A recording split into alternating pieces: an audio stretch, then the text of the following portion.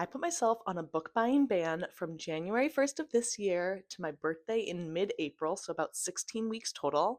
I had 17 books on my bookshelves that I have not read, and they were like taunting me. So I really wanted to motivate myself to get through them. For other books I wanted to read, I wanted to focus on saving money by using my library even more than usual. In this 16-week book buying ban, I read 20 books and saved $250.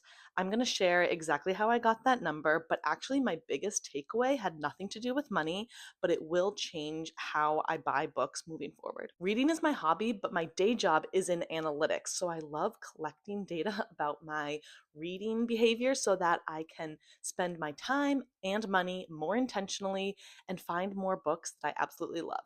Okay, let's get into the 20 books I read during this book buying ban. I didn't mean to read 20 books exactly. That was just a nice coincidence that it's a nice even number.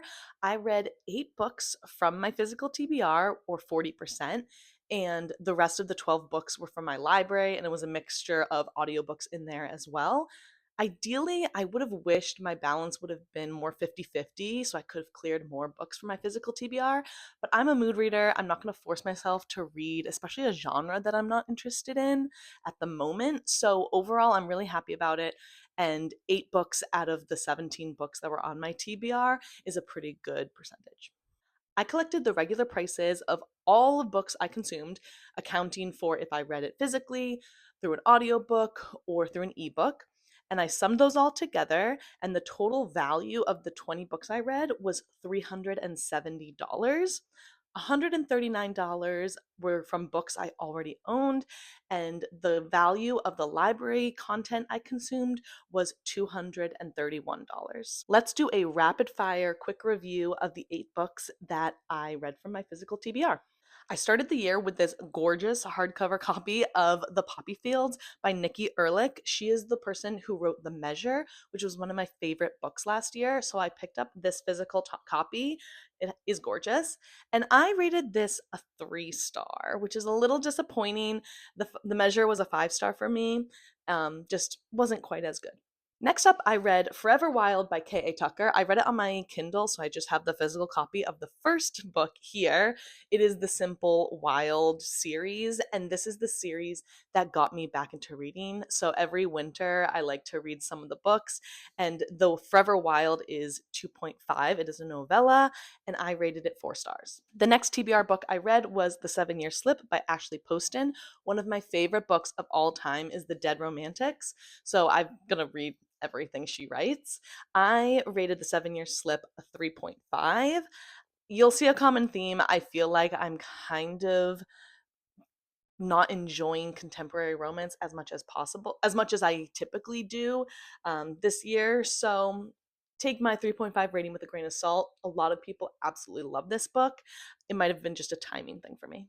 The only nonfiction book I read during this time was Becoming You by Susie Welch. She is the professor of a NYU course called Becoming You that is very popular and well known in the career development space.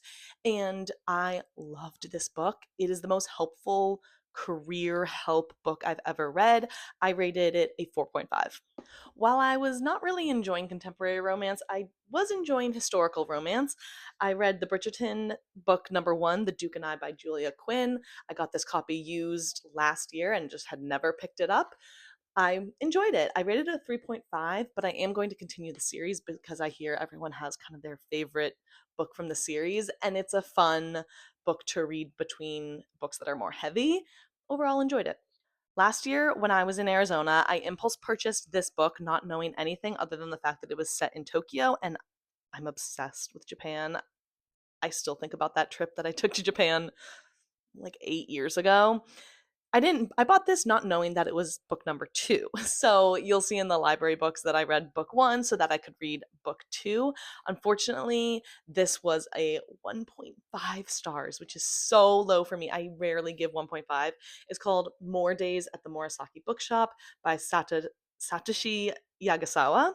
It is a translated work and just didn't work for me, unfortunately. But the cover is so cute. And it was my first time going into a half price bookstore.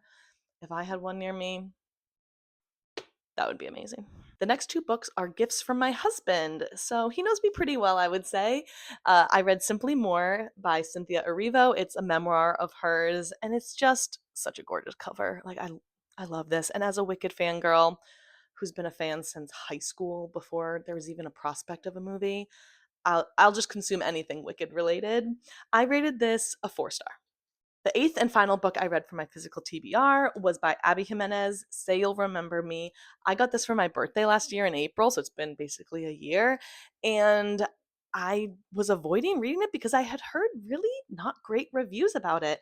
I love Abby Jimenez. She's pretty much going to be an auto read author for me. But I just I just heard that people weren't liking it, but I enjoyed this. I rated it a 4 star. I think it's not her strongest book, but I certainly enjoyed it. Her newest book, The Trope, sounds a little iffy to me, so I'm not sure when I'll get to that. I certainly won't buy that one. But I did enjoy this one, and once again, it's very cute on my bookshelf. Now, let's summarize how much I spent on these 8 books from my physical TBR.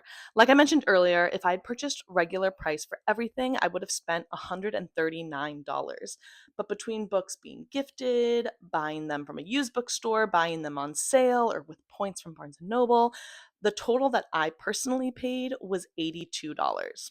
This works out to $10.25 a book, which for a mixture of hardcovers as well, I think that's a pretty good value per book. My total savings was $57, which works out to 40%. The ratings for these 8 books ranged from a low of 1.5 stars to a high of 4.5 stars. My average rating was a 3.5, and the median rating was a 3.75. I ideally want the books on my bookshelf to be 4 and 5 stars. So at the end of the year, I might donate some of these, especially to my local library book sale. So a 3.75 median rating is a bit low for what I personally want to own. So yeah, that was a little bit lower than I wanted.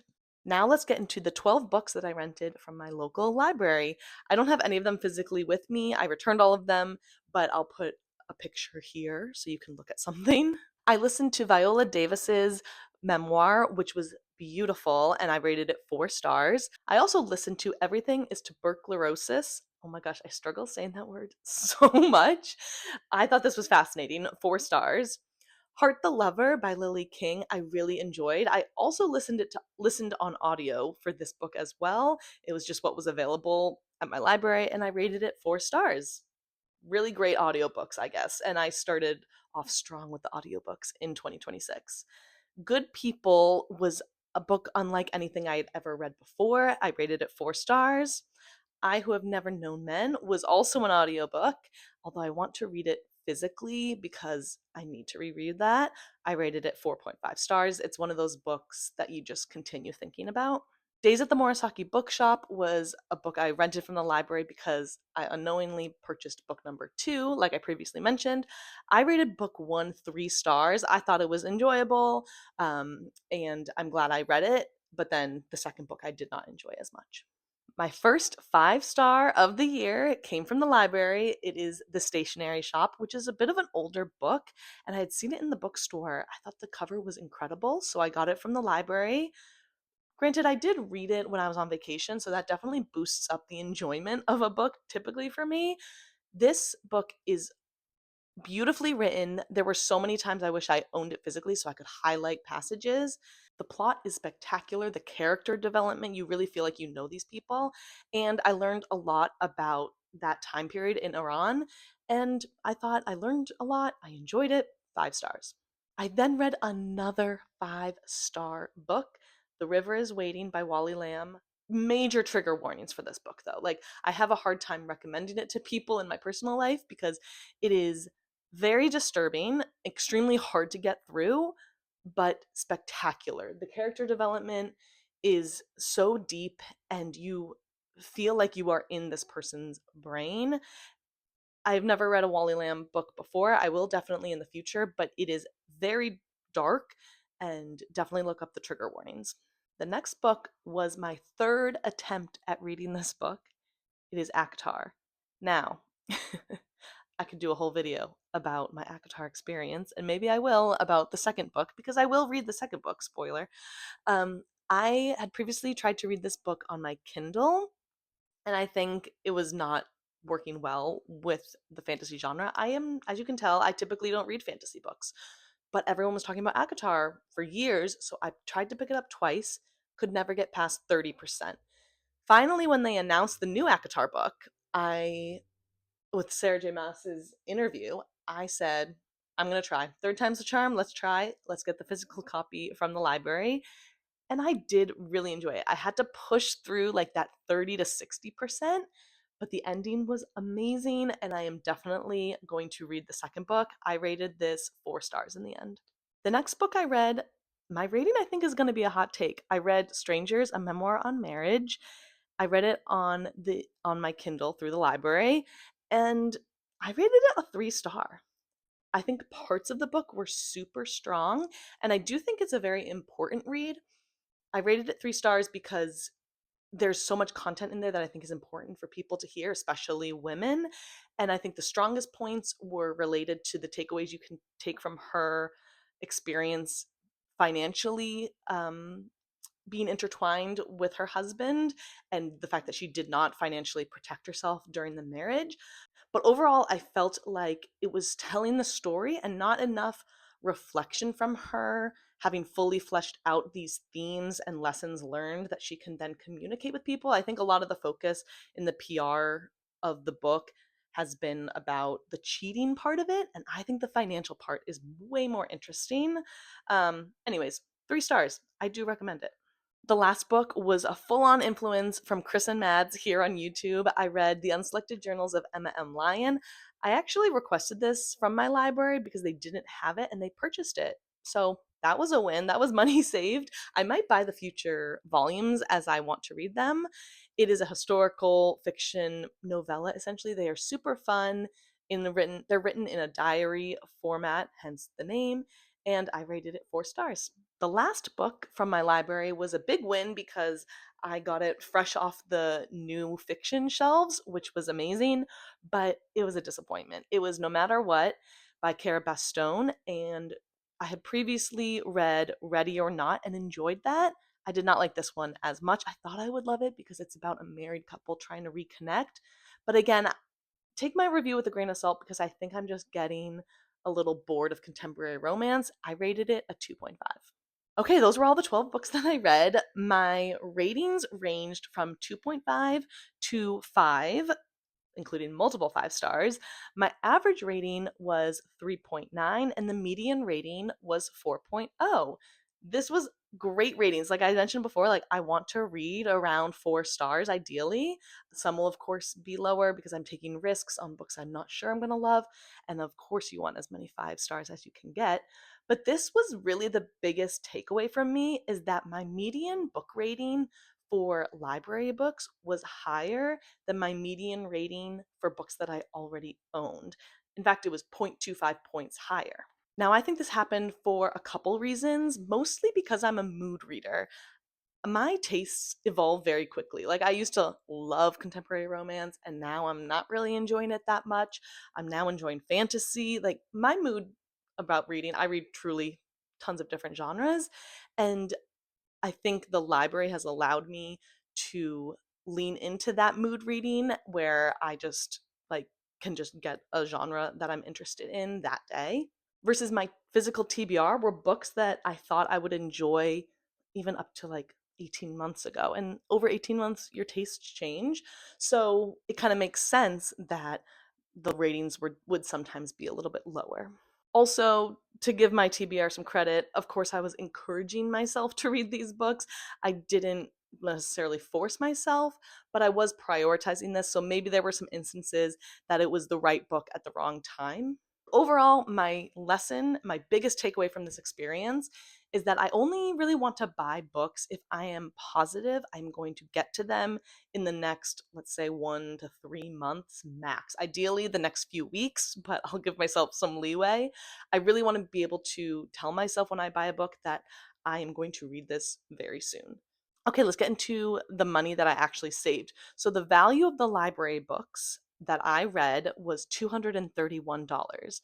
But you're probably thinking like, "Oh wait, she said she saved $250. How is that true? I think overall it could be fair to just take the $231 and just say that's the amount of money I saved, but that's not really being realistic with myself. Realistically, I don't buy audiobooks. I only listen to audiobooks through my library. I do one day maybe want to upgrade Spotify so that I can bounce between physical and audio for some books, but right now I'm not buying any audiobooks. I only use my library. So I can take those audiobooks off of the money saved because I would not have purchased them, especially full price audiobooks. I would not have purchased them. Also, if I wasn't on a book buying ban, I still would be using the library. It would just be a different strategy. So I reflected on what would have likely happened if I wasn't on a book buying ban. So realistically, I think I would have probably purchased 8 of those 12 books, and that would have totaled to about $171. But if I wasn't on a book buying ban and I was going into the bookstores to buy books, I do think I would probably have impulse purchases. Let's assume about one impulse purchase a month. So I'm going to estimate $80 for that. So my true savings from doing this book buying is the $171 I would have spent plus the $80 from impulse purchases. I think I would have spent $251. So I'm considering that the amount of money that I saved. Overall, I loved my experience doing the book buying ban. I learned a lot, I saved a lot. 10 out of 10 experience. I probably will do another one later this year, even if it's just for like a month or something. I think it's a nice reset to get you to use the books and the content that you already have. And also, it got me in my public library a lot more frequently, which was really fun, especially as a mom. The public library is just the place to be. Let me know if you've ever done a book buying ban and a lesson that you learned, and I'll see you in my next one. Bye.